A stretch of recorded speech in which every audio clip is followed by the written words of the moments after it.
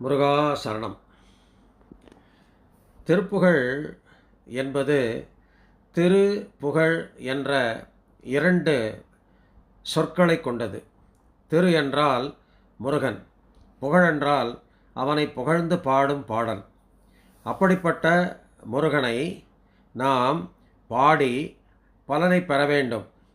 அந்த திருப்புகழை நாம் பாடும் பொழுது அது நமக்கு நினைத்தது அனைத்தையும் அளிக்கும், நம்முடைய மனத்தையும் உருக்கும், பிறவாமல் நிசிக்கருவருக்கும். அந்த திருப்புகழும் ஒரு மருந்துதான்.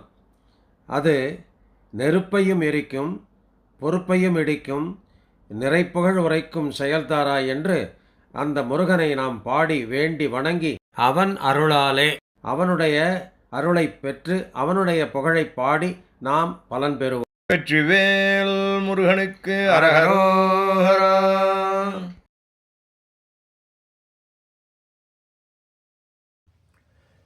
முருகா சரணம். அடியார்கள் அன்பர்கள் அனைவருக்கும் அடியேனின் பணிவான நமஸ்காரத்தை இந்த நல்ல நேரத்திலே தெரிவித்துக் கொண்டு நாம் ஒவ்வொரு வாரமும் ஒவ்வொரு திருப்புகழாக பாராயணம் செய்து கொண்டு வருகிறோம். உலகில் உள்ள அத்துணை கஷ்டங்களுக்கும் துக்கங்களுக்கும் நமக்கு வரும் இன்னல்கள் அனைத்தையும் ஒரே நொடியில் விளக்கக்கூடிய ஒரே மருந்து திருப்புகழ்.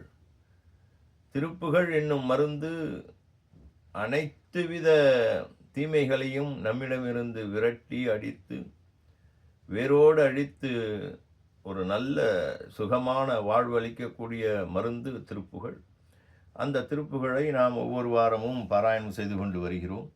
அந்த வகையிலே இந்த வாரம் திருவாரூர் க்ஷேத்திரத்திலே பாடப்பட்ட கரமும் முளரியின் என்ற திருப்புகழிலே நமக்கு துன்பங்கள் வருவது ஆசையின் காரணமாக. எனவே அந்த ஆசையை அடியோடு விலக்கி அதனால் வரும் இன்பங்களை போற்றி புகழ்ந்து மனம் வருந்தி உடல் வருந்தி அழியாமல் குருநாதா உமது திருவடிகளை போற்றி உய்ய வேண்டும், ஆசைகள் வேரோடு அறுக்க உதவி புரிய வேணுமையா என்று வேண்டுகிறார். ஆசை ஒழிந்தால் மோட்சம். தேவருடைய திருவடி என்பது ஞானம். ஞானம் கிடைத்தால் அவிரோத நிலைமை கிடைக்கும். விரோதம் இல்லாத ஒரு வாழ்க்கை, விருப்பு வெறுப்பில்லாத வாழ்க்கை தேவைப்படுகிறது. அதற்கு ஆசை ஒழிய வேண்டும் என்று அந்த ஆண்டவனை வேண்டி வணங்கி எல்லா வல்ல இறைவனை வேண்டுவோம், வணங்குவோம், மாறி பாராயணம் செய்வோம், பலனடைவோம். வெற்றி வடிவேல் முருகனுக்கு அரகரோஹரா. கரமும் முளரியின் மலர் முகம் மதி குழல் கணமது மொழி கனி கதிர் முளை நகை கலகம் இடுவிழி கடல் என்ன விட்டம் என்ன மனதோடே கருதி அண்ணடை கொட்டியிடையல் மயில் கமழு மகிழுடன் இலகிய மிருகமத கலப புலகித கிரியினு மயில் கொடு திரிவேணோ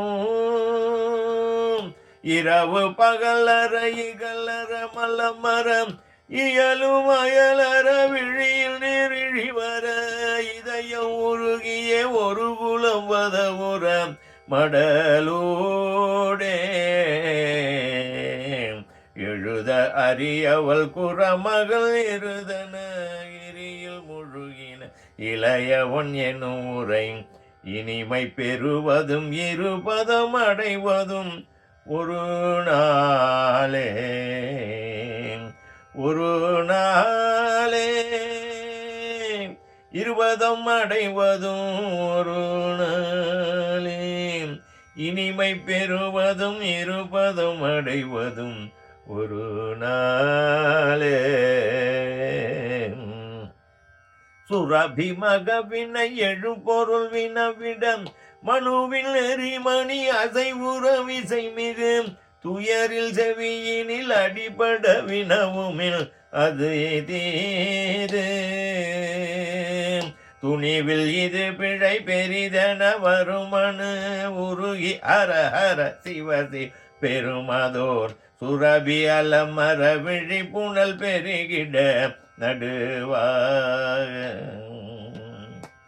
பரவி அதனது துயர் கொண்டு நடவிய பழுதில் மதனுய உடல் இருவிழவோடு படியற தம்மதை நடவிட மொழிபவன் அருளாரூர்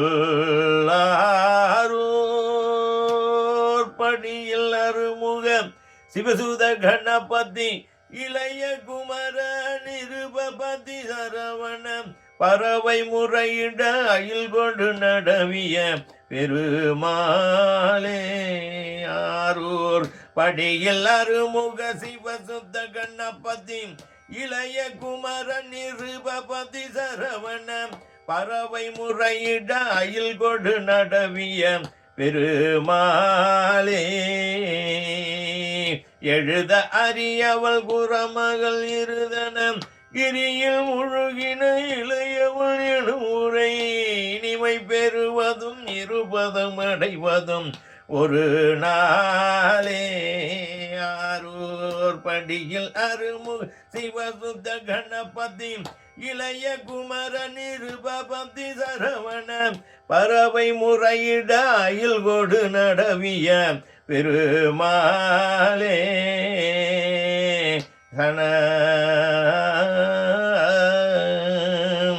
சிவசுதா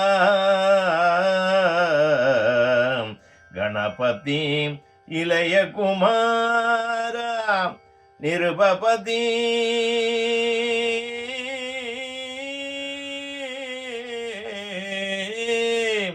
சரவண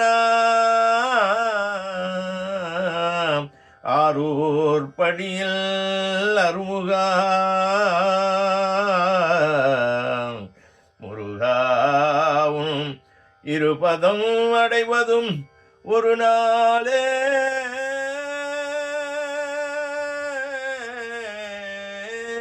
அரோஹரா வெற்றிவேல் முருகனுக்கு அரஹரோஹரா திருவாரூர் உரை ஆனந்த முருகனுக்கு அரஹரோஹரா. முருகாசரணம் இத்திருப்புகளின் சொல் விளக்கும். பசுவானது இறந்த தனது கன்றை எழுப்ப ஆராய்ந்து அந்த துன்பத்தின் வேகத்தில் மனுநீதி சோழன் அமைத்திருந்த ஆராய்ச்சி மணியினை நாவை வைத்து அசைக்க அந்த ஓசையானது சோழ மன்னனின் காதுகளில் விழ அது தீது நடந்திருப்பதை குறிக்கின்றது, விசாரியுங்கள் என்று சொல்லி துணியப் போனால் இது மிகவும் தவறானது என்று எண்ணி தனது மாளிகையில் இருந்து வெளிப்பட்ட மனுநீதி சோழ மன்னன் உள்ளம் உருகி ஹரஹர சிவசிவா என இறைவனை தியானித்து கன்றை ஈன்ற தாய் பசு வேதனைப்பட்டு கண்ணீர் வடிப்பதை பார்த்து நடுவு நிலைமையோடு அறிந்து அந்த பசுவுக்கு துயரம் உண்டாகும்படியாக தேரை செலுத்திய குற்றத்தை புரிந்த தனது மகனை அவனது உடல் இரு பிளவாகும்படி தேரை செலுத்தும்படியாக சொல்லி அவ்வாறே செய்து அருளாட்சி புரிந்த திருவாரூர் என்ற க்ஷேத்திரத்திலே திருத்தலத்தில் வீற்றிருக்கும் ஆறுமுக பரம்பொருளே, சிவகுமாரனே, கணபதிக்கு இளையவரே, குமார கடவுளே, மன்னர்களின் தலைவரே, சரவண பவரே, கடல் முறையிடும்படியாக வேலாயுதத்தை விடுத்து அருளிய பெருமையில் மிக்க தெய்வமே என்றெல்லாம் புகழ்ந்து பாடி நாம் ஆசையினால் ஒவ்வொரு நாளும் அதே நமக்கு இன்பம் தரக்கூடியது என்று எண்ணி நமது வாழ்நாளை வீணாக்கி பிறகு அதன் மூலம் நாம் பல துன்பங்களை அனுபவித்து தினம் தினம் வாழ்க்கையில் நிம்மதியை குறைத்து கொண்டு செல்லும் இந்த நேரத்திலே குருநாதா, உன் புகழ் பாடி ஆசையை ஒழித்து உமது திருவடியை அடைகின்ற அந்த நாள் எப்பொழுது கிடைக்கும் என்று வேண்டி இத்திருப்புகளிலே பாடுகின்றார். வள்ளி மணவாளா, சொல்லினால் இன்பத்தை அடைவதும் வஞ்சிக் கிழவா, வள்ளி மணவாளா என்ற ஒரே அந்த வார்த்தையினால் இன்பத்தை அடைவதும் அதன் பயனாக தேவரீரது திருவடிகளை அடைவதும் ஆகிய ஒரு நாள் எனக்கு எப்பொழுது கிடைக்கும், எனக்கு இப்பொழுதே வேண்டும் என்று அந்த வள்ளி நாயகியினுடைய கணவனே என்று இங்கே பாடி மிக அற்புதமாக இத்திருப்புகளிலே பாடுகின்றார். கண்களில் நீர் கசிய மனமானது உருகி பதமான சர்க்கரை போன்ற பாகு போன்ற நிலையை அடைந்து கிழியில் ஓவியமாக எழுதற்கு அரிதான குறமகளாகிய வள்ளி நாயகியின் பரஞானம் அபரஞானம் என்ற அந்த மலைகளில் மூழ்கிய இளமையை உடைய இன்பனே முருகப் பெருமானே, வள்ளிக் கணவா வஞ்சிக் கணவா என்ற சொல்லினால் இன்பத்தை அடைவதும் அதன் பயனாக தேவரீரது திருவடிகளை அடைகின்றதும் அந்த நாளை இன்றே தரவேணும் ஐயா என்று இங்கே பாடுகின்றார். மிக அற்புதமான திருப்புகழ். தினம் தினம் திருப்புகழ் பாடுவோம்,